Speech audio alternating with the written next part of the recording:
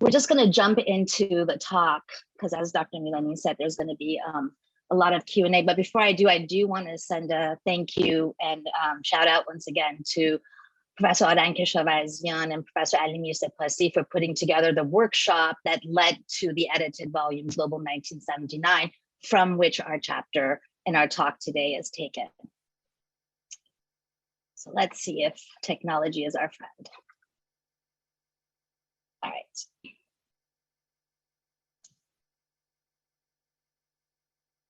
Okay. On January 7th, 1968, Gholamreza Takhti, Iran's beloved Olympic gold winning wrestler, was found dead in Tehran's Atlantic Hotel. Newspaper headlines announced that he had committed suicide, apparently by ingesting poison. Almost immediately after the news of his death began rumors that Takhti had not killed himself, but had been killed by the Pahlavi state. I knew this was going to happen because it won't move. Everybody, I have to stop 1 second and see. There we go. The mourning ceremonies for Takhti quickly became a political flashpoint, culminating 40 days after his death into full-blown demonstrations organized by university students across the country. As one student activist put it later, the mourning ceremonies for Takhti's death became a, quote, political explosion. It allowed university students to successfully create ties with and mobilize a large swath of people, from workers to government employees, on a multi-city scale. As a result of this event, students got their first taste of large-scale political organizing. Some were imprisoned in its aftermath for the first time, which only expanded their political networks. And for those new to activism, Takhti's 40th in particular was their first public demonstration in the streets, a sensation that they would not experience again until the late 1970s.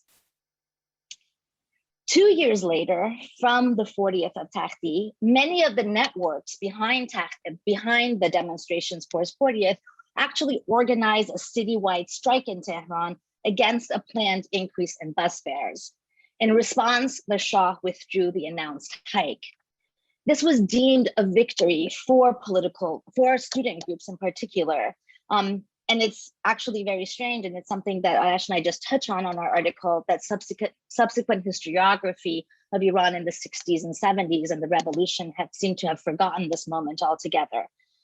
It was important for the participants because they saw it as one of the few bright lights in the decade that came to see intense political activity, but that was forced underground or abroad, until, that is, the revolution gained steam in the late 70s. Our talk today is taken from our jointly written chapter published in a new book titled Global 1979, edited, as I mentioned earlier, by Arash and Ali Sepasi. Arash is a political theorist. I'm an historian, and together each of us individually saw this as an important moment. And we came together to argue that Takhti's 40th was a watershed moment among various segments of society at the time, particularly among former students who remember and memorialize it to this day.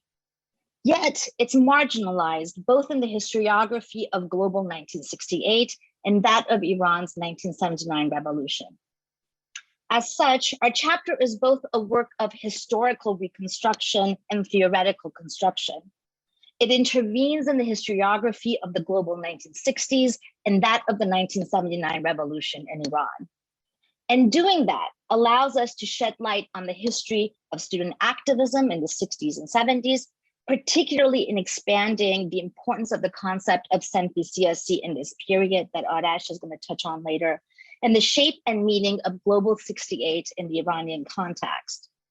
In our article, we argue that historicizing and contextualizing Takhti's 40th demonstration explains a mobilization tactic used to great effect in the lead up to the 1979 revolution, the staging of protests on the 40th day of mourning after a previous set of protesters had been felled by state forces. Locating this tactic in 1968, as opposed to the late 70s, allows us to reperiodize the history of 1979 at a moment before ideological disputes between the leftists and the Islamists became congealed. The question we started our article from and our way of thinking about it from, in order to understand this phenomenon, was a simple one. What insights can we glean into Iranian history from the fact that the funeral for Mohammad Mossadegh, arguably the only other national figure in Iran's modern history as beloved as Takhti, did not become the type of political flashpoint that Takhti's became only 9 months later, considering that the repressive nature of the state did not perceptibly change in those 9 months. And what can we understand about the nature of mobilization and protest in the 1960s, both in Iran and globally, based on this difference? As our time is short, in our talk today, we're going to present some of the historical narrative we constructed. The article has much more details about how the demonstration around Takhti's 40th came to be. We will then give you a brief history of university student activism in the lead up to those events in '68.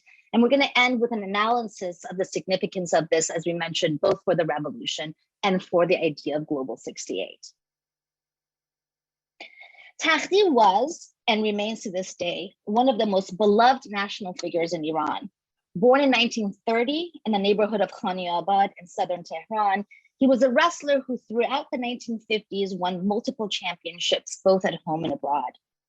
But in what seems to be a confluence of his age and the state creating obstacles in his path, his athletic success turned to defeat in the 1960s, even as his popularity among people remained as high as ever. In a passport application for a trip to West Germany in 1965, Takhti identified his current job as, quote, railway employee. I apologize for the graininess of this photo. It was the only one I could find. Takhti was the first Iranian wrestler to win an international gold medal in 1956 for Iran. He continued to regularly do so, both in Olympic Games and other global wrestling competitions, casting him in Iranian parlance as a world figure, a Jahan Pahlavan. But his skills as an athlete alone cannot explain his enduring popularity. Rather, Takhti's popularity was predicated on stories about his moral exemplarity. From his ties to Mossadegh's National Front to his public charity throughout the turbulent 1960s until his death, Takhti became or came to be seen as a figure of opposition to the Shah and a champion of the people. And one of the events that Arash and I talk about in our article is actually what Takhti did when the massive earthquake hit Buin Zahra in 1962. It was 7.1 scale. And that photo, as you can see, was Takhti at the earthquake site. And I for a sense of the rubble, I put the picture of Queen Juliana of the Netherlands going to the same site. In retrospect, it comes as little surprise that the announcement of his suicide in a hotel room, nonetheless, was met with a flurry of rumors that rejected the official story. Unwilling to accept the notion that a legend of such grandeur and popularity would take his own life, many believe that they, quote, suicided Takhti, a reference to the Shah's, that the Savak suicided Takhti, a reference, of course, to his feared and despised Secret Service.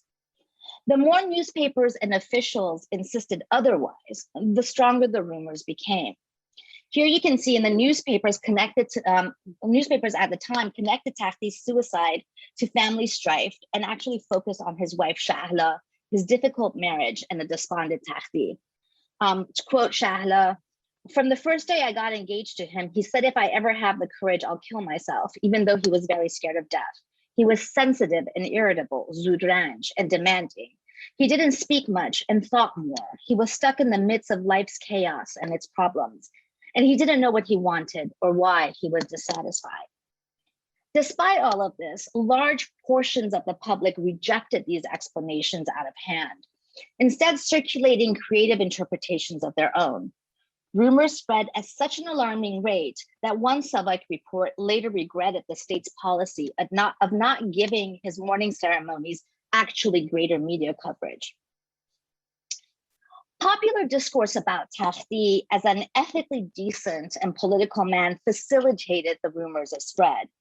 Savak documents from the period showed that the idea of Takhti having been killed by the state cut through the entirety of Iranian society, from Tehran to Abadan, from women on the streets to soldiers in government buildings and military conscripts, and from jewelers in the bazaar to students in the university, who decided to weaponize the public's discontent against the Shah. In response to the whispers, authorities decided to, quote, not prevent his memorial services from being held so that the propagation of harmful and untruthful information can be neutralized, end quote. Now, mourning ceremonies for his burial and around the 7th day of his death went without a hitch, and were even covered by the heavily censored press that noted tens of thousands of people had participated in the ceremony in Tehran. Photographs like this one show throngs of men in the street as far as the eyes can see. The article reports a crowd consisting of, quote, athletes, students, asnaf, guilds, craftsmen, pishabaran, and people from the provinces who gathered at the ceremony to place flowers and photos on Takhti's grave from, quote, 10 in the morning until nighttime. But the newspaper reports did not reflect what was said in and around his graveside. We now know that Savak had informants among the crowd, many of whom sent detailed reports of what was being said. One student representative, for example, intoned, quote, we do not know if they killed Takhti directly or indirectly, but we agree with all of the people in saying that Takhti was martyred as a champion in the pursuit of freedom. Takhti did not die. He lives on in the hearts of each and every individual Iranian, end quote. Similar events took place across the country as students took to microphones and transformed his death into a malleable metaphor. At a mourning ceremony in Isfahan, one student argued that Takhti could not have committed suicide without any reason. He said, quote, in this country, they don't treat people with humanity. There also aren't any real men. Even if a real person does exist and wants to do something, they chain him, they humiliate him. Takhti was one of those people who couldn't tolerate bullying. And we have a lot of these such examples. Now, the newspaper coverage of Takhti's 7th, however partial it was, indicates that these events successfully skirted the line between impermissible political opposition and permissible mourning ceremonies. The, quote, political explosion that took place on Takhti's 40th would cross that line, rendering that watershed moment strangely invisible. One, or as far as we have not been able to find newspaper reports either before, on, or after the 40th day of his mourning. Now, having organized events across the country for his 7th that walk this line between the political, apolitical, and the permissible and the impermissible, students embarked on a novel enterprise. They used the permission to gather collectively as part of a mourning ritual to organize cross-class political protest. 40th day demonstrations had never before been sites of street protest. Inhabiting a practice that was neither clearly religious nor secular, the students expanded the possibilities of communal politics. None of this was inevitable, as it may seem so today. And so thus, on a cold day, on February 15th, 1968, 40 days after Takhti's body had been found in the Atlantic Hotel, the public mourning ceremonies, primarily organized by university students, started from Shush Square in the south of Tehran and continued to Ibn Baviyeh Cemetery, where Takhti was buried, a distance of roughly 5 miles or 8 kilometers. News of the event had already circulated through leaflets scattered around the country, around the city. A student named Davud Sohdus, for example, was later on put on trial, as you can see, for being a member of the Palestine group, had printed, according to reports, as many as 200,000 leaflets in an underground print shop that had announced this gathering for the 40th. The students of the Polytechnic College also planned on printing and distributing 10,000 copies of a signed declaration that began with the famous line of poetry from the poet Siyavush Kastravi, which we took our title from, Every night they pull a star down and still this mournful sky is drowning in stars. That declaration went on to insinuate that Takhti had been killed. Leaflets and posters were not just printed in Tehran. We have a Savak report that tells of students in Mashhad University who had printed 1,000 copies of a 13-page bulletin of poetry in praise of Takhti. They intended to send all of this to their contact in Tehran. Savak notes that they arrested and detained all the parties involved for engaging in what they call, quote, communist activities. When compared to a poster for Takhti's 7th, which you can see on my left side, I don't know on what your side is, the language of the posters announcing the 40th ceremonies, which is the one with Takhti's picture on it, we can see a distinct confidence that had accumulated over a month-long successful campaign to organize.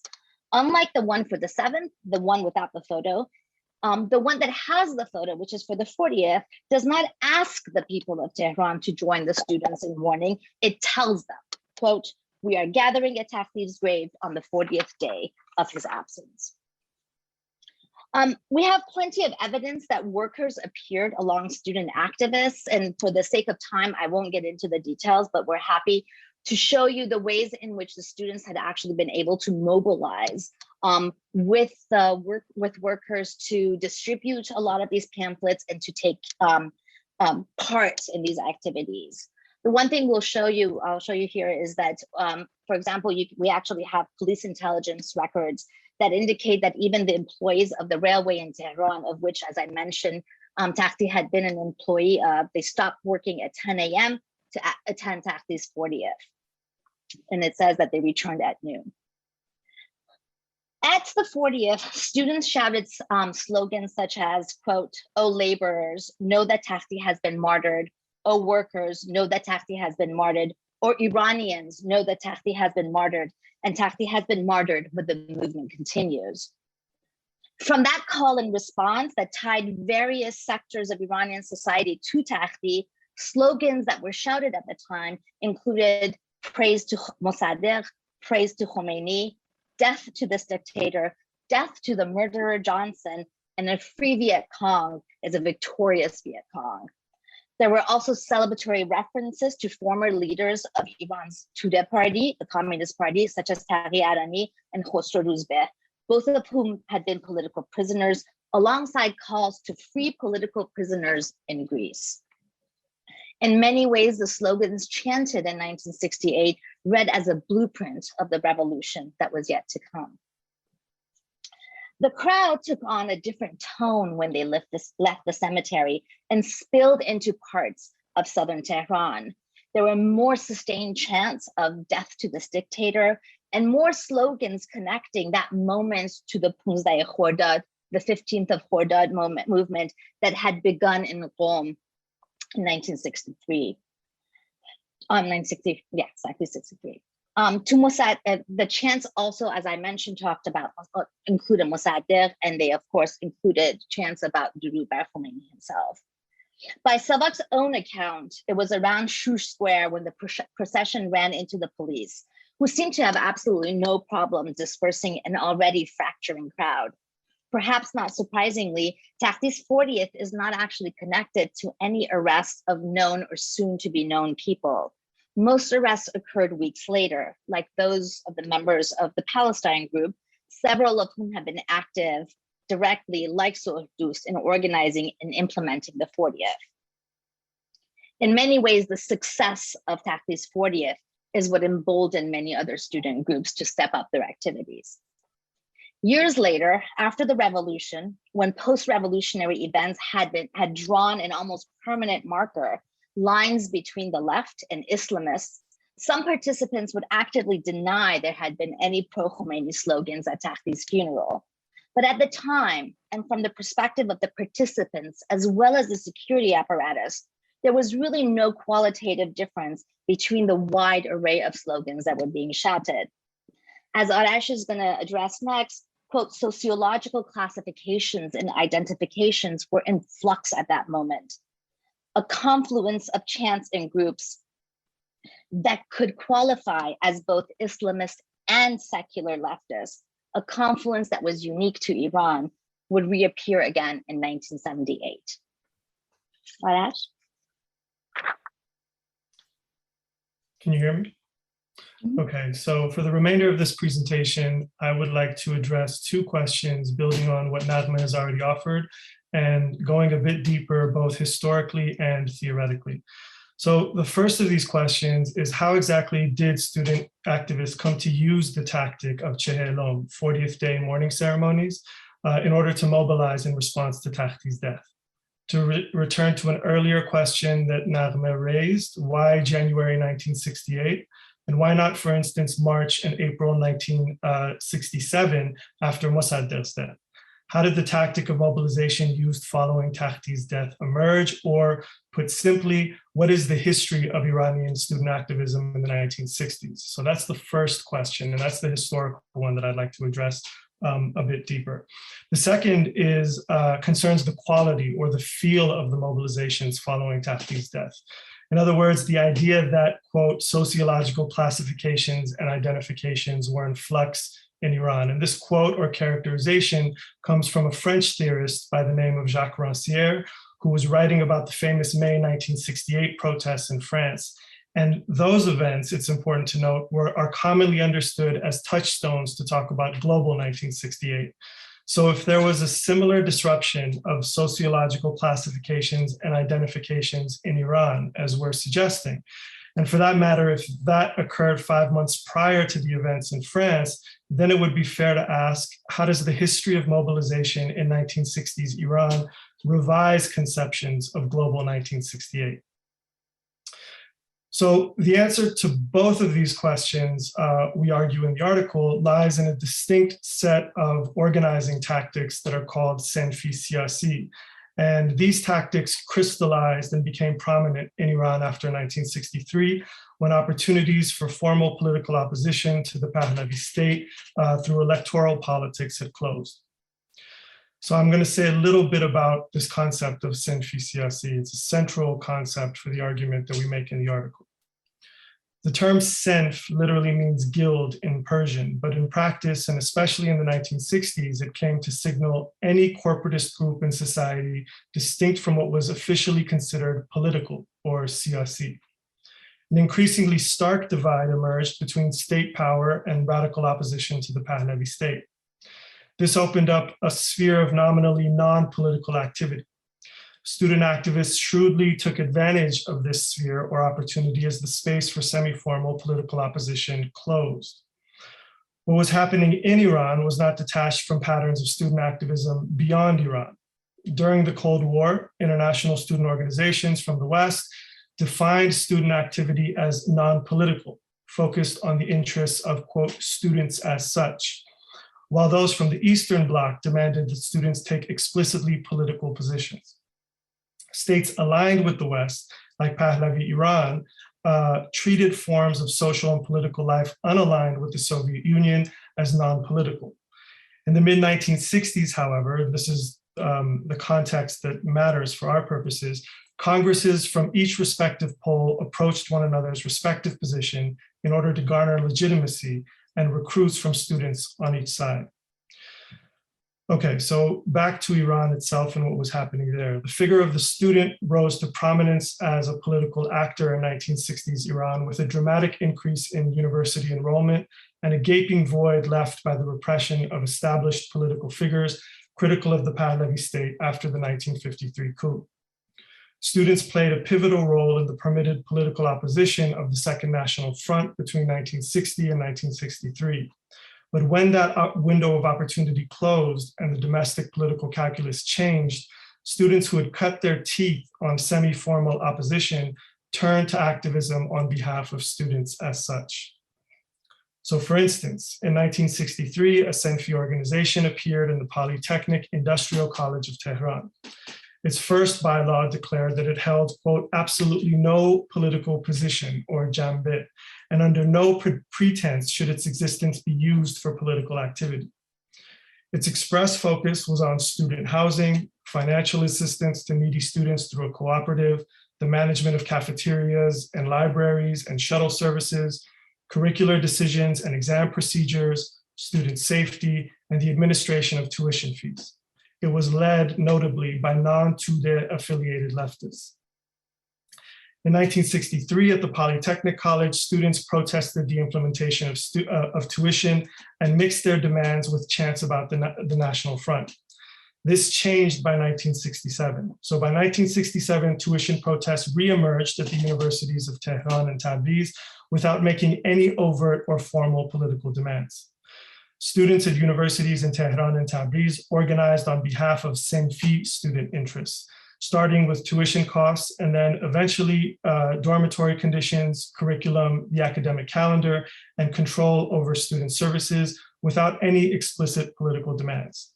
Their efforts became most pronounced at the end of the 1966-67 academic year, which notably happened after the death of Mossadegh, when they staged strikes in Tabriz and Tehran. These activities covered a deeper hidden political organization connected to the Fada'i. Just as importantly, these instances of student activism did not register among the state as either disruptive or riotous, even when protest actions left the confines of university campuses and spilled over into the streets. A commission was put together that visited both universities in Tehran and Tabriz at the time, and that wrote evaluative reports for the Prime Minister, Hoveyda, that argued that effectively sympathized with the students' tuition concerns, arguing that increased fees had not amounted to improved services in student welfare. So this goes to show the extent to which the demands were actually allowed for or permitted within the framework of the state. Organizers of the protests were punished with obligatory military service in the summer of 1967 at most. It's the success of this Senfi organizing in the spring of 1967 that explains the use of Takhti's Chehelom or 40th to organize protests and not Mossadegh's death 9 months prior. Consider Takhti's status and significance in contrast with Mossadegh's. The latter, Mossadegh, was obviously and decidedly political. There were no ifs, ands, and buts about it. Takhti, however, embodied two activities that could provide cover for political opposition, much like student activism on behalf of student interests as such. And in Takhti's case, those activities were sports and charity. So it's notable here that there was an article published by Hossein Fekri on January 13, 1968, and this was the first public statement to formally insinuate that Takhti did not commit suicide and that the state was lying. If you could change the slide really quickly, it's just a brief representation of the article itself. It's not insignificant for our purposes that Fekri, who wrote the article, who penned the article, had grown up alongside Takhti, with whom he'd maintained an enduring friendship, and that he was known as the father of football in Iran, and that he published the article in a sporting magazine.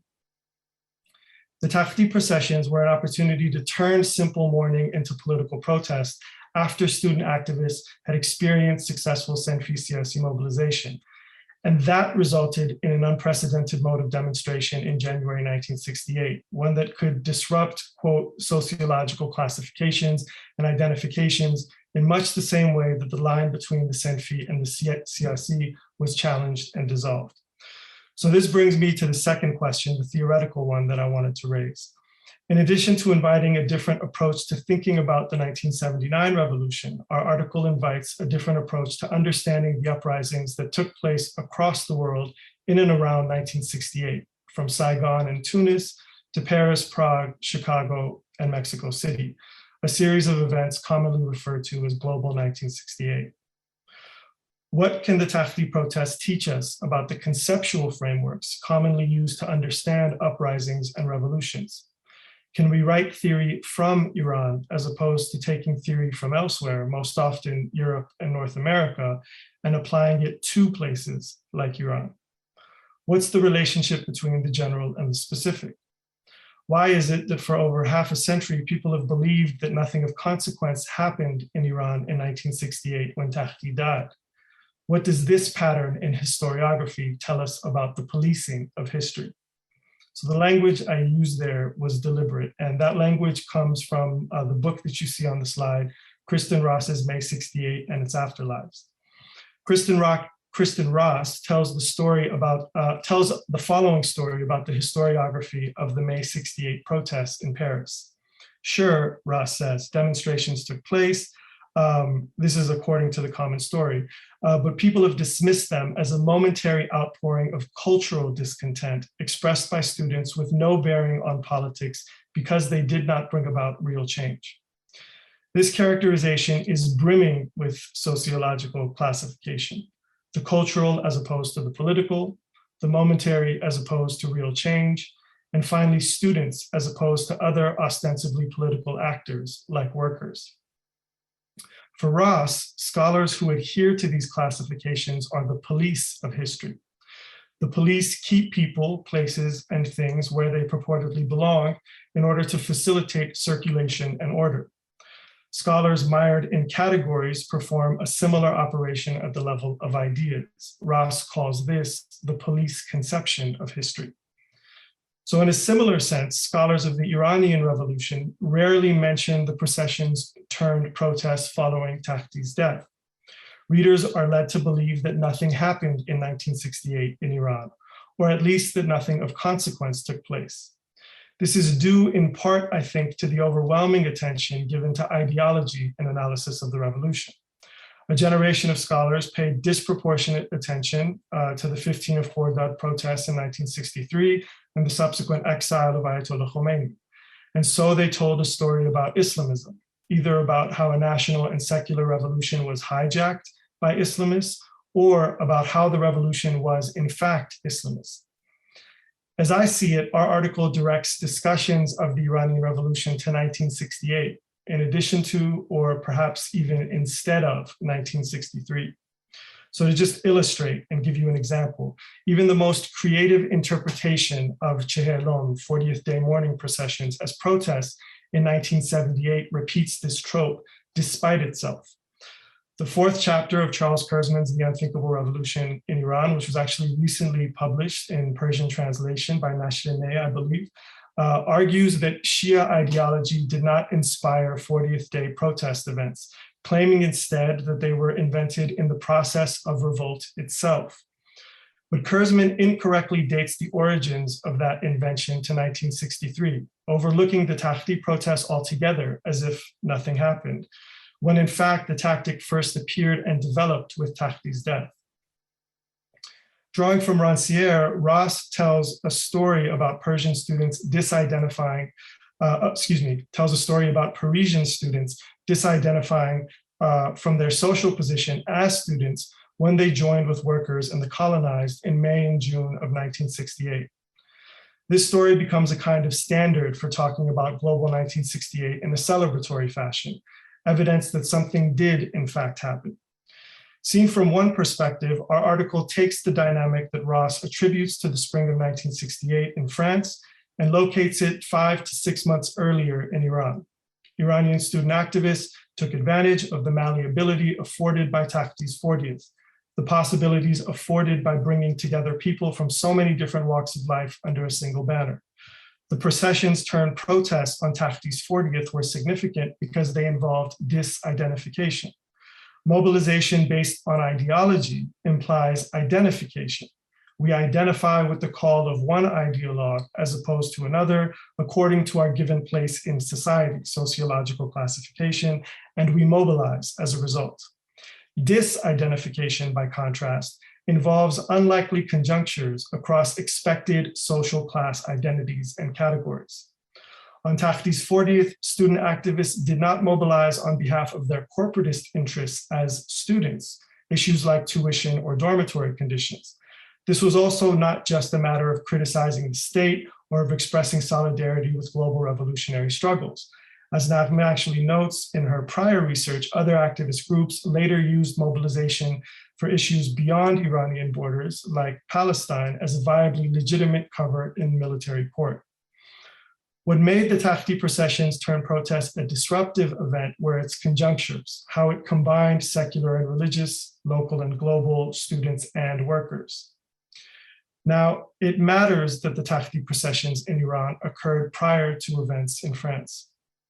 The difference encourages a reconsideration of the similarities between events in France and events in Iran. Disidentification occurred in both, and yet a different kind of disidentification occurred in each. Iran saw a different kind of conjunction, not just between students and workers, or even the local and the global, but also between the Senfi and the Siyasi. Phrased differently, Iran's 1968 isn't just a specific manifestation of global patterns, but rather, by virtue of its specificity, an opportunity to reframe so-called global patterns. Ross, following Rancière, describes politics as a break from the police order. Rancière's framework invites new interpretations, as our reading of the Takhti protests demonstrate.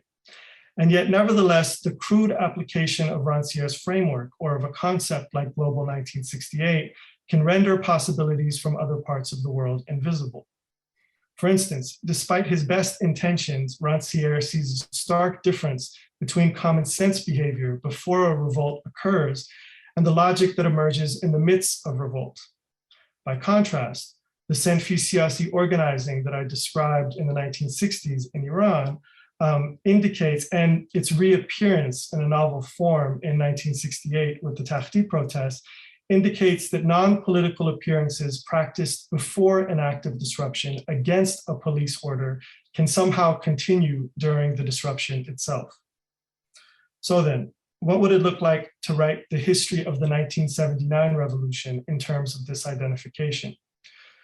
The point here, or the objective of this article, has been to revisit and reconstruct the history of the Takhti processions turned protests in early 1968, so as to reframe the tactic of 40th day mourning processions used by activists a decade later, over the first half of 1978, when protesters did what Kurzman calls the 40-40. In this sense, the article, we hope, offers one route onto reinterpreting the Iranian Revolution and to reinterpreting it in a manner that heeds the truths missed by the police of history. Thank you very much for the opportunity to be here. We both look forward to your questions. Thank you very much. Let me turn on my camera. First of all, I want to thank both of you for a very wonderful, thoughtful presentation. We have a few audience questions, but before we get to those, I would like to pose some questions and some ideas. One of the things that was, I think, missing from this very fascinating presentation is the role of the Iranian Confederation. If you're trying to get student activism historically placed, before the Takhti demonstrations in Iran, Iranian students outside were organizing mass demonstrations. Iranian activism outside, I think, is part of this discussion. You compare Takhti's funeral to Mossadegh's, but the reality is that Mossadegh's funeral was banned by the Shah. Hoveyda, as I have tried to document, suggests to the Shah that we should allow a kind of a funeral, and the Shah overrules it. So Mossadegh's funeral was banned, Takhti's was permitted, and then the students began to engage in that. And then if you are, in terms of the history of Senfi Siyasi, 16 Azar, Iranian student activism, in a sense, predates Takhti and predates 1963. It's after the killing of those 3 students in 1954. And that becomes almost every year at universities in Iran. I taught at universities in Iran before the revolution. Around 16 Azar, there was a student activism, never on the size that you are suggesting. But your rethinking of this history, I think, is very fascinating. But I thought these points were my observations. One reference you quickly made, and I would like to pose the first question. From 64 on, we have the organization of the Mujahideen and the Fadayan. You do refer to the role that the Palestinian group might have played in organizing this. Did you find any evidence that the early embryos of the Fadaiyan, I think Professor Davari referred to Fadai in passing in one word, but of Mujahideen or Fadaiyan, their active role in using these demonstrations for their political ends. Thank you very much. If you want to briefly respond to my comments, then we'll go to the question and answer. The first of which, of course, is who killed Takhti? I'm gonna, I think I'm gonna let, if Arash is okay with it, answer the student question. And I'll, because I raised Mossadegh in my talk, but I want to say that, you know, for next time, we suggest you give us 2 hours and we'll get into all the details. Our article is, in fact, I think 40 pages. So, and you raise absolutely excellent points that are important to be accounted for and are accounted for.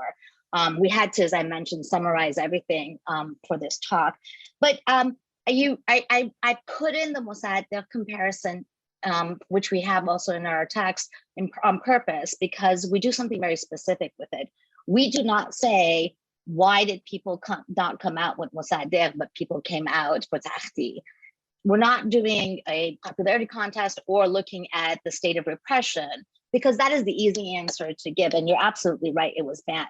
We're saying, what can we understand about the state of a whole series of historical and political events once we have this control group in some ways, right? Where we know what the state of repression was, we know one was banned, one was not.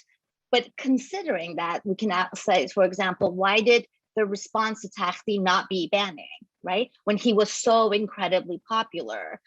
And what can we understand from that? So we're not necessarily interested in saying, why did one happen, what did not happen, but saying, starting from the basis that one happened, one didn't happen, what can we understand about the history of the period? And what it allows us to understand, of course, is all the stuff that we talked about, particularly how Takhti's death itself was treated as a Senfi-Siyasi moment, as that line between the political and the apolitical and the permissible and the impermissible, which, as you quite rightly point out, you could just not do that Mossadegh. Mossadegh was fully in the realm of the political. Mm-hmm. Yeah, I just want to maybe further affirm, first of all, thank you for the questions and thank you for the invitation. It's an amazing event and opportunity.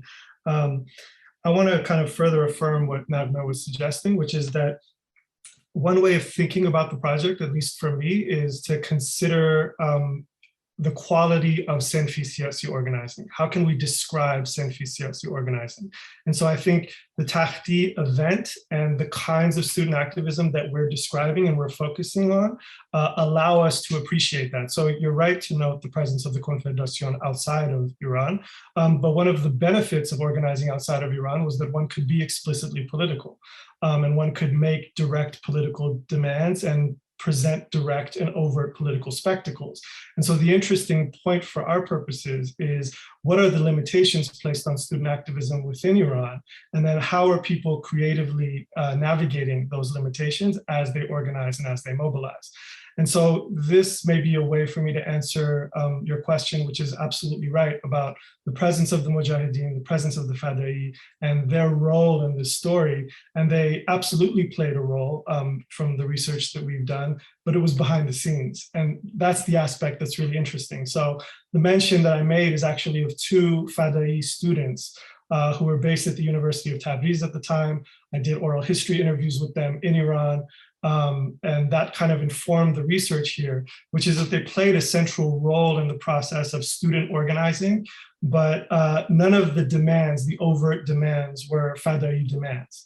None of that appears in the archive. Everything was about student control, and they took over student control of, cafeteria services and various services at the University of Tabriz, and they were punished with military service in the summer of 1967. So they were present, but they're not immediately present in the archives. And that itself is kind of gets at what we're hoping to reach for, which is the generative potential of Senfi Siyasi organizing and how it can translate into protests for a figure like Takhti, whereas, as Naghmeh mentioned, it really couldn't for a figure like Mossadegh. Again, as I think Professor Sohrabi suggested, one day we should dedicate a couple of more hours to this discussion because it's a fascinating discussion. But to go back to Senfi Siyasi, Hezb Tudeh, long before all of this, mastered the art of Senfi Siyasi. They created hundreds of organizations that were actually run by them, but they were supposedly Senfi. It's part of the Comintern's the strategy of creating united fronts, front organizations, which goes back. But I don't want to. I want to ask some of the questions of the audience. And as usual, Professor Sohrabi asks a very poignant question about a very common question. He articulates it in a very different way, very insightful way. So I read the question. Have you an opinion on whether those who call Takhti's death a suicide actually believe that, or whether they were consciously lying, which would be something strange when celebrating a man known for his moral integrity? In other words, those who believe Takhti's death was suicide or death, were they lying consciously? Did you find any evidence? Because we do have some evidence of other people who have been alleged to be killed by Savak, to have been consciously created into a myth. Arash, do you want to pick it up and then I'll take it from you? Yeah, I think it's a really interesting question insofar as, some of the material that we looked at, people speak about how Takhti was put in circumstances where he would kill himself. And so he's not actually the author of his own suicide in that framing. It's the state for putting him in that position in the first place. I personally find that interesting because I think it makes us question the notion of authorship and agency, or the conventional notions of authorship and agency and who's responsible for an act.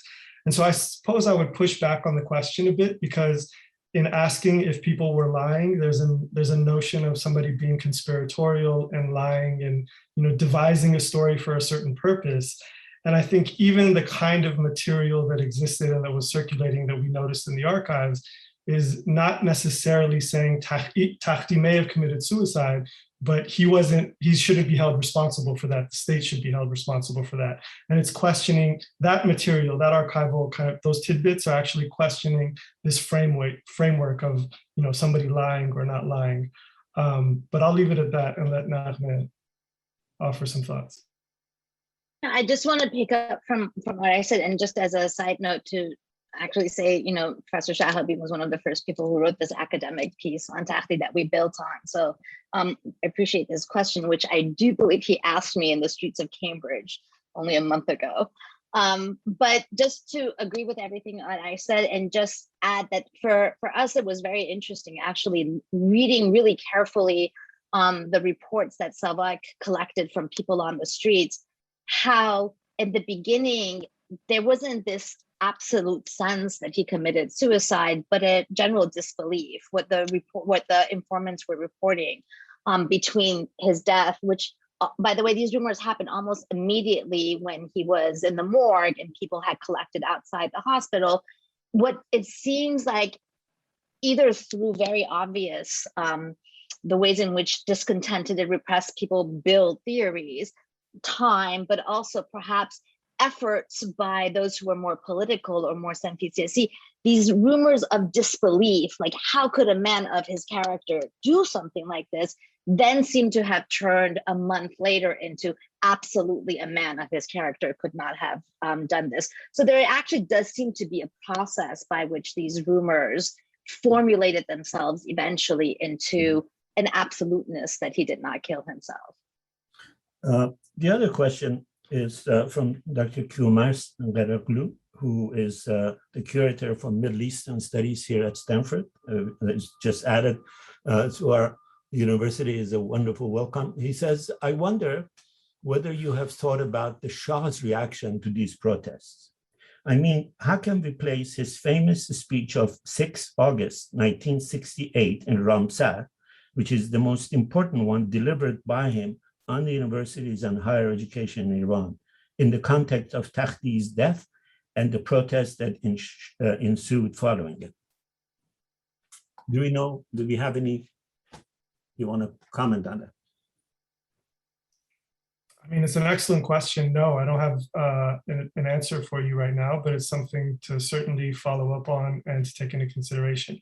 The extent of the research that was done for this article looked in particular at Hoveyda and how Hoveyda was assessing student protest. And so we have some material from December of 1968, which is a bit after the date that you noted, where Hoveyda says that, he publicly says, and I think it's the Baltimore Sun, he's asked about hippies and student protest in Iran. And he says, we don't have that kind of thing in Iran. We don't have riotous student behavior.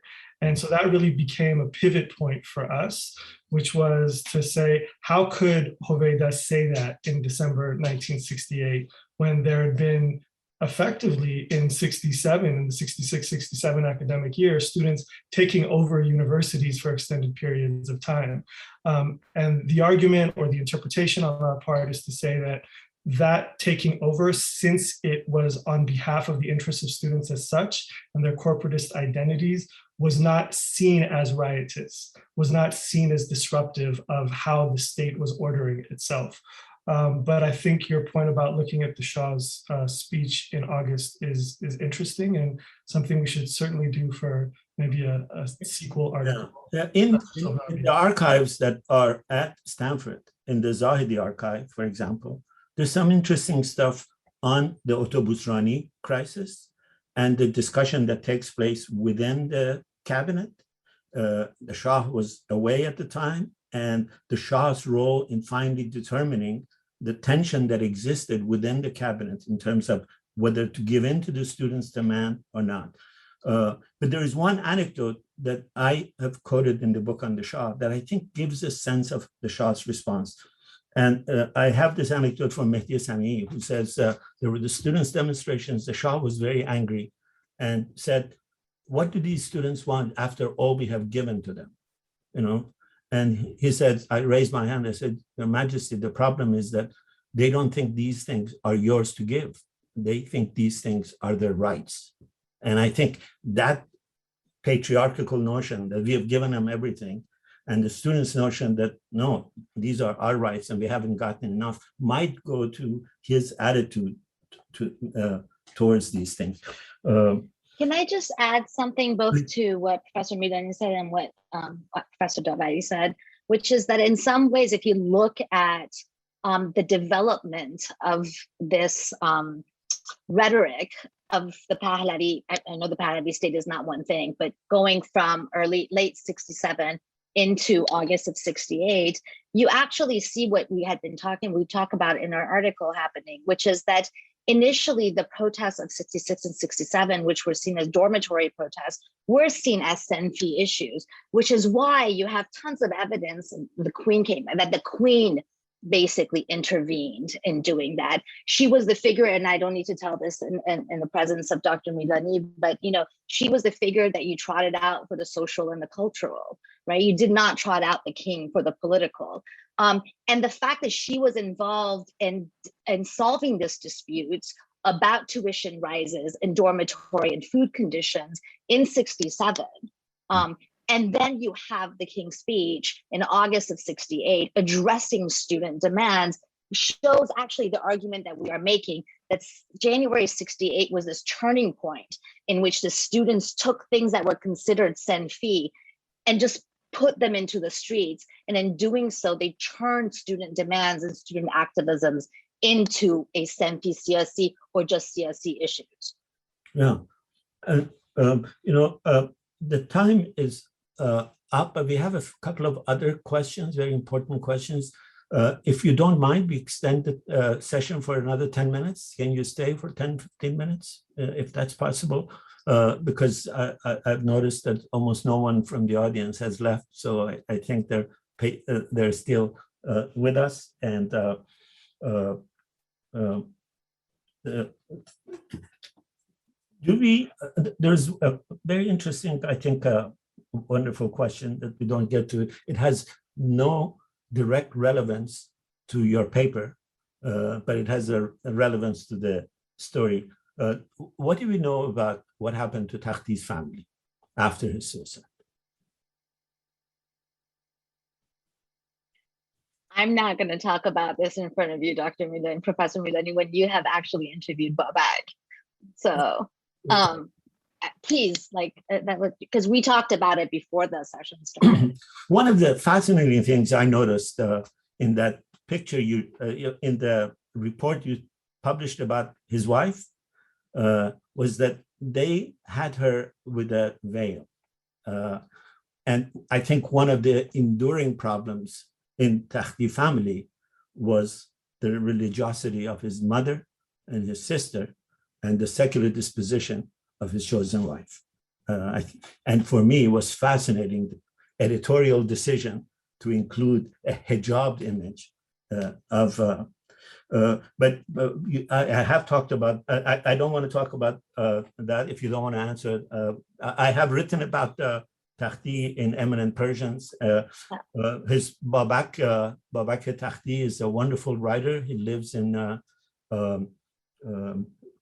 Las Vegas with his wife, Muniru Ravanipour.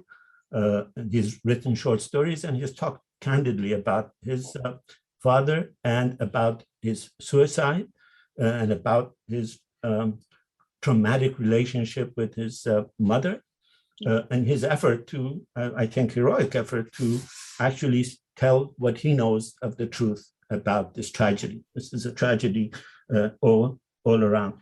I will just add, since, because I genuinely meant it, because you have written about him, but I would just add to what you said that one of the things that Babak has been doing, as you know very well, is trying to not just talk about his father, but actually try to recuperate the reputation of his mother, because the Pahlavi state in some ways did throw her under the bus in order, as the rumors about him having been killed got more and more. Part of what happened in the newspapers was, of course, that he was in an unhappy marriage and he was unhappy because she was of a different class than him. And, you know, we just gave you a small bits of it, but there's a lot there. And over the years, people simultaneously believed that he did not commit suicide, yet he was also in a deeply unhappy marriage because he had an uppity wife. Yeah. And my understanding from my readings is that since then there has been on his part, not just to say his father had problems and committed suicide, but also that his mother was not responsible for the unhappiness of his father the way in which the press made it out to be in the ensuing years. And he has talked also eloquently about the difficulty of being Takhti's son, of bearing all of that weight and all of that glory at the same time. There's a question of, do we know exactly how closely or how tied Takhti actually was to the National Front? Was this sort of a general affinity for Mossadegh, or was he institutionally involved with them in any way?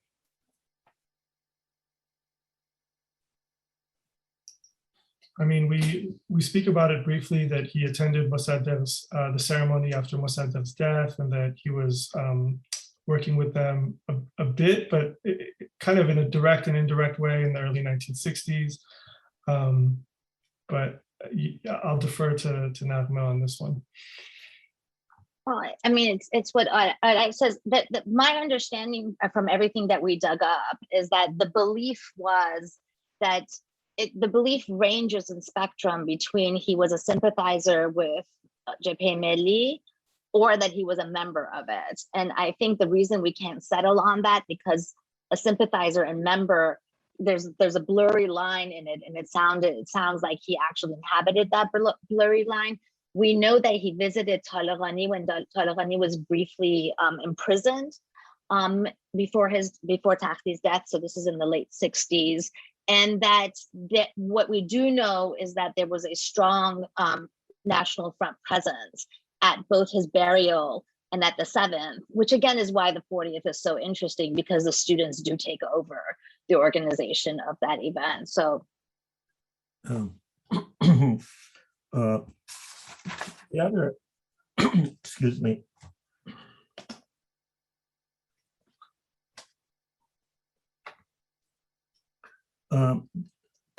Can you talk about how, or do you talk in your paper, the question is, about how the current regime has appropriated and used the Takhti story to their benefit?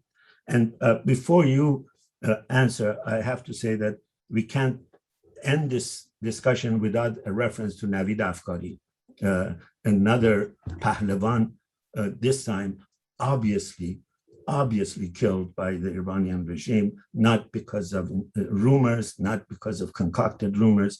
And he, I think, is the equivalent of the Pahlavan of this era. Takhti died of a tragedy. This Navid Afkari died of state murder. So how do you talk in the paper about how Takhti is covered, the story is used or appropriated by the current regime? Not directly, but I do think that there's material here that indirectly addresses that, and I think it's worth noting, which is, I think that we all need to kind of recognize that when it comes to Iranian studies, that history is a battlefield, and that people are really engaging in contemporary political battles when it comes to the study of history. And so it takes quite a bit of discipline, and I think Professor Sohrabi has written really eloquently about this. It takes quite a bit of discipline to step back from those engagements and to see how history is actually quite complex and muddled and muddied. And I think at least my investment is to say that the effort to look back onto history and to say that, these were the factions that are associated with my contemporary political interests, or these are the factions that were opposed to my interests, is to impose a set of classifications. That's why we spent so much time talking about sociological classifications onto history that make us miss what's actually at play. And what's actually at play is far messier. And that it's incumbent upon us to kind of attend to that as good scholars, but also because I think it opens up a different kind of approach to contemporary politics. I think that the effort to go back into history and say it was this or it was that, which is what you're implying with the question, Professor Milani, is to kind of police history the way that one might police a contemporary state. And I think if we're opposed to policing in a contemporary state, then we should also be opposed to the policing of history and instead open it up to all of the unlikely combinations that are contained within it. And in many ways, what's fascinating about the Takhti protest is that it's characterized by these unlikely combinations.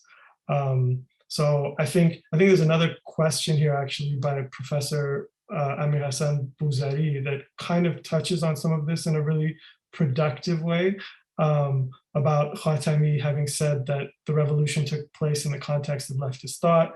To what extent do we think that the Senfi part of activities contributed to such leftist thought? I think there's a way that, just the shifting of categories in terms of how Khatami is now talking about the 79 revolution. How is Senfi a thing that signals leftism, or is it something that's open-ended? These are the kinds of questions I think that we should be asking when we look back upon the past in order to move away from some of the dead ends that are really characterizing conversations about Iran today. I just want to add to what Arash said. He covered everything, which is basically we're interested in a different project. We're not interested in talking a biography of Takhti, right? We're interested in the 40th and what that does for the larger history. But I do want to point out that Fariba Adel-Kha, in addition to Hushang's article, Fariba Adel-Kha actually does have a chapter in her book, Modern Iran. That's not called Modern Iran, but it's a chapter in her book where she talks about the post-revolutionary uses and Takhti's memory in the 1980s and 1990s Iran. And I refer you, if you're interested, to actually reading that article. Well, we have gone about 10 minutes over time. I think one of the things that just the last couple of comments that you made, for me becomes fascinating is that based on your investigation, the Takhti 40th event was essentially organized by a very large coalition, mostly student, mostly maybe National Front, some leftists. But by 1978, there is a whole network of religious forces that have been allowed by the Iranian regime to mobilize. And the fact that they can then take the leadership at that time, because the book is about 1979. I haven't read the entire book. I will. It sounds fascinating.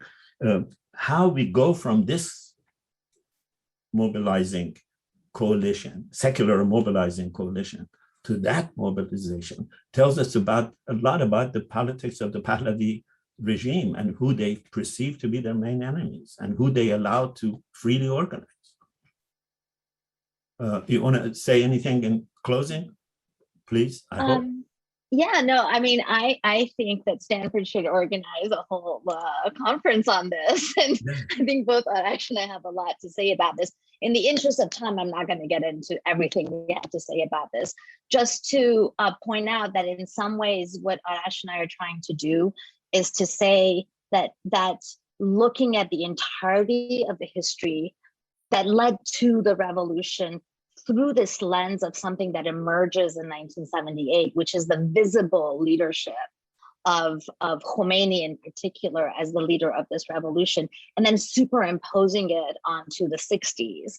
And even on the early 70s, what we're trying to do by recovering Takhti's 40th is to say that's actually a historical, and I'm really glad you raised it the way you did, because we're very much interested in looking at a moment in which you could be leftist, you could be secular, you could be Mossadegist, and say Durud bar Khomeini and Takhti's 40th, and it does not mark you, and it does not have the implications that it then does in the post-revolutionary period. And it's important to remember that things were not always the way we think eventually it turned out. Davari? Yeah, I mean, I think Professor Sohrabi really said it well, but just to go back to some of the comments in the talk, that secular and Islamist are themselves kinds of sociological classifications that really congeal at a later point in time. And I think what's interesting about the late 60s is that they don't exist in that way. And how does that non-existence also reappear in parts of the revolutionary mobilization? And how does that actually make for a revolutionary mobilization? I think those are the questions that I'm really interested in, and I think that Professor Sohrabi and I were really grappling with in writing this article. And in your grappling, you have given us much to think and much to thank you for. Thank you very much for joining us. Thank you. Thank you for the invitation, and thank you to everyone. Thank you. I apologize if we went late, but it was a joint decision. You stayed and we stayed. Thank you for everybody. It was great. Thank you so much. Thank you. Bye. Bye. Bye.